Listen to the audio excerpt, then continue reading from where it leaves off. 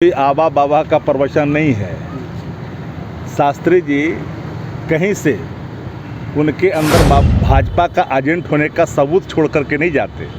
हर भाजपा का सांसद से लेकर केंद्रीय मंत्री तक आरती उतार रहा। पिंकिया के पापा भी आगे आगे चल रहे थे। यह बात सबको पता होनी चाहिए। और एक बात जान लीजिए, अपने एक अपराध है इस शब्द का उच्चारण करने मात्र में। ये आदमी कहीं से उसके अंदर कोई करता हूँ सनातन धर्म के जिस चारों वेद में से 18 पुराण में से जहाँ से भी कथा करना चाहते मंच सजाएं, और एक तरफ मैं कथा करता हूँ एक तरफ वो। अगर मैं नमस्कार, आप देख रहे हैं BND न्यूज़। मैं हूं अभिषेक दुबे।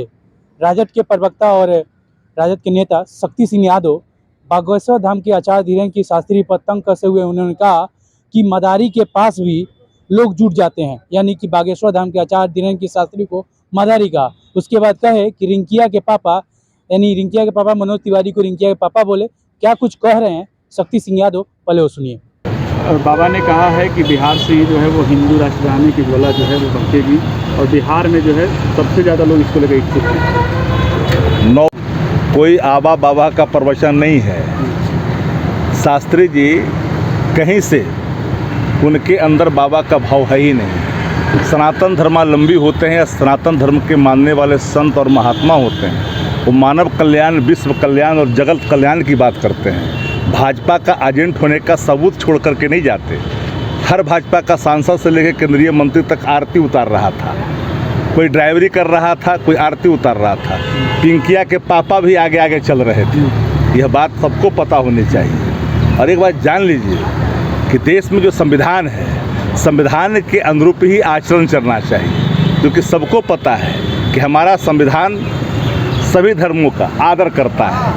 हर धर्मों के लोगों को कथा करने का, प्रवचन करने का अधिकार है, लेकिन गैर संवैधानिक बात कतई नहीं होनी चाहिए। ये आसान चीज़ें नहीं है जो लोग बोल रहे हैं। इस देश के अंदर में सनातन धर्मावलंबी को अधिकार है सनातन के प्रचार करने का, लेकिन सनातनी फांसीवाद के पोषक लोग सनातन पर अविश्वास पैदा कर रहे हैं। कोई भगवान का अवतरण कर रहा है।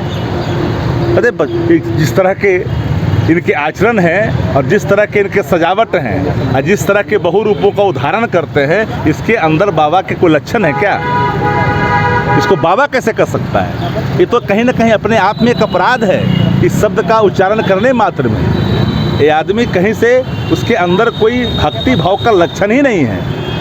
अब कहिए कि भीड़ जुटता है तो कौतूहल बस, कहीं मदारी भी आता तो भीड़ जुट जाता है। कौतूहल बस कहीं जादू दिखाता तो भीड़ जुट जाता है। अब मदारी के नाच में कहीं जाइएगा, देखिएगा वो गला काट देता है, पेट काट देता है, वहाँ करुणा और ममता दोनों जाग जाती है। इसका मतलब वो भगवान का अवतार तो नहीं हो गया कि सनातन धर्मों का। आप जो है कह रहे हैं बाबा नहीं है, तो आप यही कहना चाहते हैं मदारी हैं?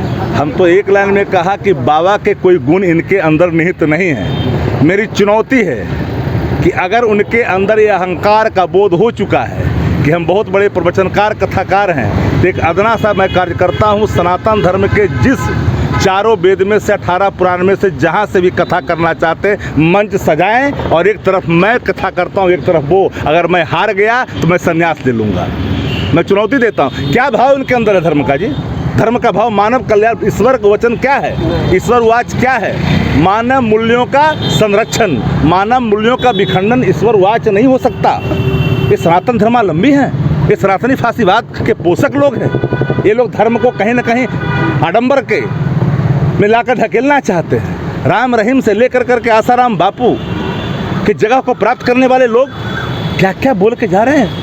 मैं तो उस पर चर्चा ही नहीं कर। हम तो कहा बिहार है भैया, हर धर्म के लोग को आने का अधिकार है, आओ जाओ, किसी को कोई परहेज नहीं। बिहार है, बिहार करिए, कथा भी करिए, प्रवचन भी करिए। गांव और कस्बों में जग होते रहता है, कथा होते रहता है, अखंड होता है, कहाँ किसी को परेशानी है। लेकिन जिस तरह का ये भाव, जिस तरह का ये वातावरण, जिस तरह का ये बनाया गया, एक इवेंट बनाया, एक भाजपा द्वारा प्रायोजित इवेंट है, ये कोई कथा उठा नहीं है। मैं नहीं मानता जो लोग इसके अधीन जा रहे, जो एक बार जा रहा है ना, वो कई तरह की बात करके वहाँ से निकल जा रहा है।